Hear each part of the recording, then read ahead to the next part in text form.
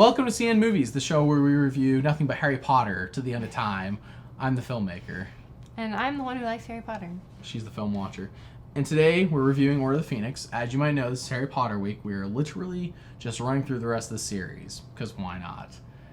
Which we will do every movie through the rest of the week, and we will conclude with a Harry Potter discussion of the whole series on Monday. So, today is Thursday. Today we're reviewing Order of the Phoenix, and let's do this shindig. Released in 2007, directed by David Yates, who has directed nothing but TV movies, so you know he was well qualified. Or maybe they just knew they could lock him down for the last 4 movies. Who knows? Don't patrol them! So the first category is story. In Harry Potter and Order of the Phoenix, Lord Voldemort is back, but the Ministry of Magic tries to keep a lid on the truth. Ron and Hermione convince Harry to secretly train students for the Wizarding War ahead. A terrifying showdown between good and evil awaits in Year 5. Prepare for battle! Man, like, you think it's like a war movie or something. Alright. I feel like the entire series got a lot more interesting now that Harry has a true enemy in focus for the... So, the first 3 movies, I felt like there was a character, like an enemy of the movie, like a bad guy of the movie. It was very episodic. Mm-hmm. The 4th movie felt episodic until the last 20 minutes, as we've discussed. Here, it feels like the episodicness is kind of it's messed with because now there's a bigger fish to fry, basically. And it feels more interesting simply because of that. Yeah. Yes. The whole storyline. You're like, there's a lot of promise here. I like where this is going. I thought that is one reason that I did like the Harry Potter series. It was because each book, each movie gets more detailed, it gets more intense, it gets more, there's just more to it on the whole. And yeah, in this one, the whole point of the movie is Harry Potter is trying to prove, I'm not crazy, Lord Voldemort is back, and like no one believes him except Dumbledore and Ron and Hermione, basically. Yeah. So it's like not Dumbledore's the most important one, though. Yeah. If you didn't have Dumbledore with him on his side, then yeah. Well, not only does he have to face the fact that he will be having to face Voldemort again. Yeah. He also has to face the fact that no one believes him. Yeah, because the Ministry of Magic, which we get introduced to basically here. I don't care if it's mentioned before. Here they're prominent. Yeah. They're basically the government of the wizards and the witches, and they're trying to hide the fact that Voldemort even returned. They deny it. I think they know that he returned, but they don't want. They're kind of hoping that if they maybe shove it under the rug, that people think it never happened, and it won't. I don't understand. Basically, the ministers just freaked out, and they're like, no, because they don't want to deal with that. It was like 14 years ago since that happened. It's denial. That's all. It is. It really is denial. It does make you wonder, what has Voldemort done since the end of Goblet and the beginning of Order? Because there was a summer in between. These are always the school year, right? The train always happens at the beginning. Just hung out until he's just chilling. He's like, man, I can't wait for the next movie to start. Okay, this is if I remember correctly, and someone may correct me, but the whole point. You can point out from the books, but I'm saying in the movies it doesn't say that. I know, Right. and that's one thing I think we will talk about later. But they don't do a good job of obviously you have to cut out some of the stuff in the book, but there's stuff you have to just know. Even if it is kind of a throwaway, like it's thrown in, some stuff you just can't leave stuff out. My biggest knock, as you're about to explain, is that the lame directing leaves out a lot of details that would alleviate confusion. Because there was things you were telling me while we were watching this movie, that were in the book but were in the movie, and I'm like, well, geez, that wasn't like a whole scene. That could have been like, someone could have just said that in a line, and it would have been like fine because at least something was explained. But there was this film, out of all of them, has all of a sudden introduced a bunch of questions without answers, and it's not stuff you get answered later. It's stuff that should be answered in this movie and should be told you right away. So. Are we back to my point, or are we done? Yeah, I'm. All I was gonna say was you were off the fact of what is Voldemort doing in the summer. No. In the books, the reason Harry had to stay with the Dursleys over the summer was because his mom died for him. Basically, she put like a protection curse, hex, whatever, on him, so that anytime he was with family, no one could touch him. Voldemort couldn't touch him. So as long as he was with blood. No one could touch him. So basically, Voldemort couldn't ever attack Harry. I don't know what he was doing this summer, but he could never attack Harry. Building probably an army? I don't know. He was plotting, building his army, whatever he was doing. He could never brooding darkly out on the street. Can't wait for Harry Potter to leave his house. He could never attack Harry if he was at the house, basically. That's so stupid. I know. All right, I understand. That's why I explain. That's why he always goes back to the Dursleys, because otherwise you're like, why does he keep going back? Why doesn't he just stay? At the Yeah, and that's Life? something that would have been better to be explained now. Now that in the first 4 movies you didn't have to explain that. You can just assume he's a kid and that's his family. But here that could have been thrown in for, because at this point, why doesn't he just stay with Ron? You know? Yeah. Yeah, you know, you've had all this issues and you're kind of a teenager where you're in that phase of rebellion. Why don't you rebel and go live with Ron? I don't know. Not like your family cares about you anyways. Right. They don't. They're not getting money for having you. But so lame direct. All right, so things are not explained for those who haven't read the books we mentioned. What did the centaurs do with Dolores? So near the end of the movie, none of this is spoilers, man. Yeah. Like, No, I know. if you haven't seen Order of the Phoenix, then stop here, I guess. But so, what did the centaurs do with Dolores? It was just a convenience of the plot without explaining it. And you And- said in the book they explained it, what they did with I'm her. sure they did. I don't remember what it was. But you did. You said while we were watching the movie because it Oh, must did have I? hit you. Yeah, it must have hit you, but I forgot. So like, but the I know centaurs why did she something hates with them. Dolores, and why does she hate them? The movie doesn't tell you. Yeah. She just hates them out of I nowhere remember at the that very from end. the books. Yeah. Yeah. Well, she was doing it the whole time. My biggest issue with this, and I don't remember if the book explains it well or not, but they didn't in the movie. I'm sure the book was like I'm 800 sure the book pages. did better. I just don't remember what the explanation is. Why did he need the prophecy? Like, it kept saying he needs this weapon, he needs this thing, and Mhm. Harry kept having visions of the room with the prophecy and stuff like that. Why does he even need the prophecy? Like, I don't who know. cares? Like, I don't know. Like, they build it up to this whole thing of Voldemort's trying to get it, Voldemort's trying to get it. I did like. Harry's trying to figure out what it is that he's trying to get, and it ends up just being a prophecy. We Like, kind of literally we just kind of someone moved later talking. into the movie, but at the very beginning of the movie, Harry's Yeah. struggling with PTSD from his encounter with Voldemort. Mhm. That was smart. I like that. I don't know if that was was in the good. book, but was it in Yeah. the book? Yeah. Mhm. Okay. So yeah, that was a great I idea. mean, they to have never him- say PTSD, but No, but you know it's PTSD. Yeah. It doesn't not everything needs to be blatantly said, but there has to be some sort of, whether it's a visual or verbal explanation of something. So Harry not have PTSD would have had me like question a little bit. You know, it makes him more human by struggling with that. But I guess my main issue with this movie, and do you have any other points you want to make about this movie before I make my main? I have some positives. Go for it. Okay. Run through your stuff. I love the Dumbledore's army scenes, like when Mhm. Harry's training the other students. Those In the are really secret great. room? Yeah, because Yeah. it's kind of showing Harry coming into it a little bit. You Yeah. know, he's like, he has responsibility and he's doing some good. People believe him now, which that's positive. But you know, I don't know. He's making a difference and doing what he can do at that point. He can't go fight Voldemort right now. That's not an option. But he can help protect his I don't think friends. he even knows where Voldemort is. Obviously even if not. Even if he wanted to. Right. Yeah. But he can help protect his friends. He can help his friends learn how to protect At themselves. this point, he's 14, so I don't think. I mean, he has PTSD over Voldemort. I don't think he wants to. I think he just knows it's gonna happen though eventually. Right. But that's what I'm saying. Like, he doesn't sit in his room, oh my gosh, and I have to go kill Voldemort. Yeah, You know, he like- doesn't go into. He doesn't go into wuss. He doesn't like curl up in a ball and Yeah. write and cry. And And because that is an option for him, kind of, because, in the beginning of this one, he first sees the Thestrals. yes. And the Thestrals are things you can only see if there's death. And then there's a scene with him and Luna where, I really like that scene too, where she's like, if I were Voldemort, I would try to separate you from all your friends and make you feel like you were alone and there's nothing you could do. Which we talked about by the way, 2 days ago in our Prisoner of Azkaban review Mhm. about the separation of Harry from everybody else Yeah. and how that movie emphasized it. And in this so one, it's becoming more apparent here. It is becoming more apparent, and there's times he does struggle with it again Mhm. later. But in this movie, he kind of realizes that, and then he's like, he overcomes it because he moves on to start training. He has resistance. He's like, why should I train these people? I have nothing, Yeah. you know.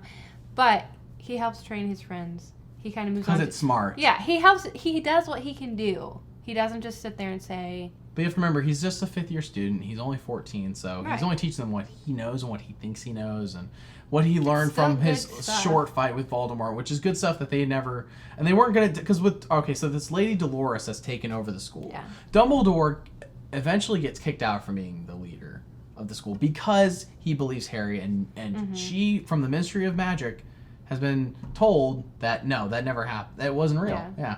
So Dumbledore leaves on it temporarily, basically, and she takes over the school, and they're not being taught squat, from what I recall. Like, Right. wasn't she originally she was the defensive dark arts teacher? she is. Yeah, I don't know if she stayed there throughout Yeah, the she entire stayed there. year. Mhm. Okay. And so they're not being taught anything. They're just being taught basically to read from your book and learn that. And it's the most worthless teaching ever when you have a hands-on. It's hands-on. It should be hands-on. So, all right. So my major flaw with this movie is that this entire movie was pointless. Not the entire movie. Some stuff should have been. All right. So my point is that this movie is largely pointless, and it could have had its main points from this film in the next film instead. And we'll get when we discuss the entire series as a whole, we'll get there. But it's not really the filmmaker's fault here. It's not really it can't be David Yates' fault. It's not the actor's fault. It can't be anybody's fault here because at this point, it's already been determined they're making a movie for every book. Yeah. That decision was made, so I can't blame them for that. However, J.K. Rowling should be blamed here. You haven't read the books, though. Like, the movie was largely pointless. We could have done honestly. You could skip from Goblet to Half-Blood and be completely okay. except that Sirius Black dies. The main points could have been in Half-Blood. Is my point. Like the few main things that happen here could have been. There is in an interesting battle at the end. Yes. All of this could have been the very beginning of Half-Blood. It shows my his point is friends that helping him a lot of this out. stuff, there was so much it was interesting. Give them that. It was interesting filler, but it was so much filler for stuff that doesn't matter in any of the later movies. And I'm a huge stickler on. If you're gonna have a series of movies, don't have a bunch of stuff that's a waste of my time. Have it carry over into other films. So I don't know. It was just this entire movie felt pointless. We've been on story for I liked it the entire movie. I liked the movie as we got through it, but at the end when I finished it, I was like, that was like Mockingjay Part 1 all over again. Pointless. Fun, pointless. So my final score for story is a 9 out of 15. I gave it a 10. Out of 15. Yeah. You're killing me when you don't say out of 15. Well, you you say 10 9 out out of 15. Yeah. I say 10. All right. Expecto Patronum! The next category is characters. All largely the same, albeit in a darker setting without any of the fun from before. I think we can agree on that. The fun has pretty much been sucked out of Harry Potter. The lightheartedness. The lightheartedness has pretty much been sucked out of Harry Potter, the films. There's way more, not way more. There's just more Snape in this movie. Mm-hmm. Like the scene where Dolores goes up to Snape and she's like, You applied first for the Defense Against the Dark Arts post, is that correct? Yes. But you were unsuccessful? Obviously. as he's like teaching his potions class, and she's the dark arts teacher. Duh, he's not. But he's like, obviously. That's a good scene. Dolores ruining the school was a positive for me because it was interesting to see the government ruin the school. Draco has become completely pointless at this point. He was such a huge bully and an annoyance in the first 3 films, and you're like, this is gonna build up something. And I've already seen all the films. And let's just say Draco has become completely pointless at this point. Why does he exist? After the first 3 films, he's almost completely pointless. The new blonde girl, who I don't even remember the name of, was Ron's Doll. girlfriend? No. Oh, Luna. No. No, you're thinking of a later film. Luna, the new blonde girl, the weird girl? Yeah. Yeah. No, she's not Doll. I think she's Doll. Okay, that's your points. My points. I like how I have still no Susan. I already figured out Susan's Yeah, mystery. we Yeah, we already did that. So for me, the characters, yes, they're largely the same. I did talk already about how I think that Harry is growing in this one, and you see some development in him. Other than that, I like Luna's character a lot. I think, she's very different, and she kind of speaks weirdly, and some people are just like, no, whatever. But the thing that I like about Luna is she is not afraid at all to be herself, which is completely weird. And she accepts it. And the blonde girl's the trippy girl. The ones, okay. Yeah. And I like her in later films, I think, more than I like her in this one. But we'll get there when we get there. Her introduction and me writing these notes after I watched this movie, it was that she was Doll. She could have, I understand what she was supposed to be was the weird character, but I don't think she was effectively done here like she was in, I don't know. I like her. I think her introduction was kind of lame, Can I I guess. finish mine, please? Sorry, Thank go you. ahead, I love you. One of the biggest reasons I like her is that people are mean to her and play tricks on her, which isn't quite as obvious in the movies, but it does show up when, like, she doesn't have any shoes. And she's like, oh yeah, people, they've mysteriously disappeared. Some people think it's funny. She totally was just like, people are just playing tricks. I think it's fun. Like, she let it slide. If I was to date any girl from the Hogwarts school, it would have been Luna. And yeah, she's dull. In this movie. Just in this movie. Okay. Anyway, she let things slide. She was completely confident in herself and didn't care about what anyone else thought of her. And she didn't hate people who were mean to her. I know this her. probably was Oh. a story point because Luna and Harry both can see the thing carrying the Thestrals, mhm. The Thestrals. Okay, so we probably should mention this in the story, but you only can see those after you've seen somebody die, correct? Mm-hmm. Okay. Harry as a baby saw his mother and father, or his mother die. Why couldn't he see the Thestrals? I have always wondered that, but It's probably just an oversight by JK. could have been. Like she was just like, JK, I meant to do that, but I didn't know. But yeah, I mean it's kind of an oversight because he did by having him watch his mother die, and by the way, the baby was crying. I mean, come on. Anyways, so he should have been able to see it before, but now we can see it because he saw. Anyways, Maybe it's because his mom was like on the floor when she no, did it. I don't know. He couldn't see her. Come on, He's a baby, so he doesn't know. That's Come the point. on. Anyways, it doesn't say whether you remember. It says whether you've seen it. Yeah. Anyways, so I thought that was a Comprehend. Luna You can see it as comprehend. well, which means she's seen someone die Yeah, before. she saw her mother die. Yes. She says that in the movie. So does Harry. Harry's seen his mother Right. die. Harry should have dated Luna. But Anyways. all right, so characters, I gave a 9 out of 10. Draco being pointless isn't that much of a negative. It's just kind of a footnote, and Luna being kind of dull wasn't that huge of a negative, but it was there. I gave it 9 out of 10. Oh, nice. Expecto Patronum! The next category is music. Guys, this is getting really repetitive, so we're not going to waste your time. Harry Potter theme is more iconic the more I listen to it. The rest of it doesn't do anything bad or especially good. We really should maybe change this category. No, Too late now. Only for Harry Potter films Yeah. does this become really repetitive. Okay, same thing. All right, there's still nothing new in We're this just- movie. She says 6 out of 10 for both of us. All right, let's move on. Expecto Patronum! Christian nutritional value is our last category. Loyalty was a lot more prevalent in this film. Oh my gosh, I see her notes and I see mine. I have like 2 lines and she has like 3 paragraphs. All right, well, let me finish. Loyalty was a lot more prevalent in this film. And of course, you have the witchcraft and wizardry as always. However, this movie's PG-13, says sequences of fantasy violence and frightening images. I know in Goblet it said that and didn't say anything about language, and I noticed language. Here, I didn't notice any language. didn't notice any language So, also. bonus on the no language. Now go ahead with your foot. thing. Okay, so I do have several points of this one. I'm sure you do. Mainly because I just type more than you when I put in my Mm-hmm. points. One of my favorite scenes in the whole series is when Harry and Sirius Black are talking in the Black family room, which, okay, this is something the director did that I thought was great. Yeah. In the black room, it's a white wallpaper with a black tree and Mm-hmm. then the faces of the individuals on the tree from the family. Yeah. I thought that was cool. And then obviously the whole Black's name is burnt out by his mother because he didn't agree with their horrible pure blood ways or Yeah. whatever, and he runs away and stays with James. But the whole theme of that room is black and white. Everything's black and white in that room. And when Harry and Sirius go in there to talk, Harry's like, I'm becoming more like Voldemort. I'm afraid. Like, what if I'm more like him than I know?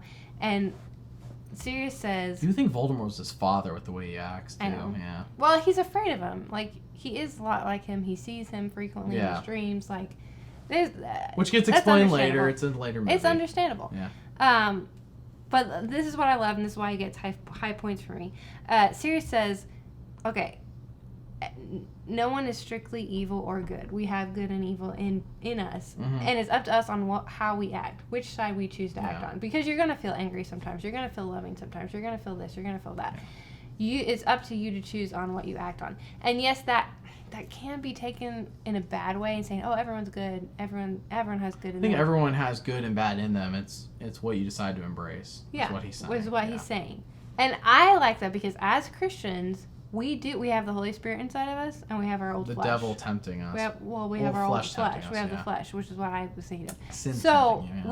we can choose God's way, or we can choose The highway. our own way. And so I always like that scene because I mean, maybe obviously I'm not taking it the way they Mm-hmm. were presenting it. Of everyone has good and evil in them, which I mean, we were created in God's image. We have characteristics of God, even Yeah. as an unsaved person in us. But at the same time, we also have sin in us. So I don't know. I just always love that scene. I always like that Mhm. because it is a very good analogy. It's something you can help kids understand why, Mommy, am I an evil person because I broke this thing? Well, yeah, you have sin in you. But you also, I don't know. Yeah. Anyways, I always We're like born that into a scene. world of sin with sin in us. Right. Yeah, you're going to struggle with that. But I understand what you're saying, and yes. Sirius, The third Harry Potter movie is basically Harry Potter and Sirius Black, Prisoner of Azkaban, and I feel like he's had a better role in. Later. He has better roles later than he did in the movie with basically him in the title. So. Yeah, he has a big role in this one. All right, you have anything else to add? You have a huge thing. I don't know how you. I just said all of it basically. Oh, that was it. Yeah. Oh my gosh. Okay. Yeah. So you expanded a lot on the it. The other thing I had was, like you said, friendship and loyalty. Harry can't do it on his own. We kind of already talked about this. He does need his friends. Yeah. Stuff that we don't have a specific category for, by the way, stuff that you don't. Cinematography here was, considering I didn't expect much from David Yates, who has directed basically just TV films before this, was pretty good. Everything does have a darker theme, which is part of Christian tradition value. Everything is like a darker tone. Like you can tell, like the light has kind of been sucked out. Yeah. And it keeps doing that more and more as we get later in the films. But Yeah. so it was pretty good. He didn't do a bad job. I think this film's just so largely pointless. It's hard to, I don't know. Anyways, so final score for Christian nutritional value is a 4 out of 15. I give it a 9 out of 15. That's understandable. Expecto Patronum!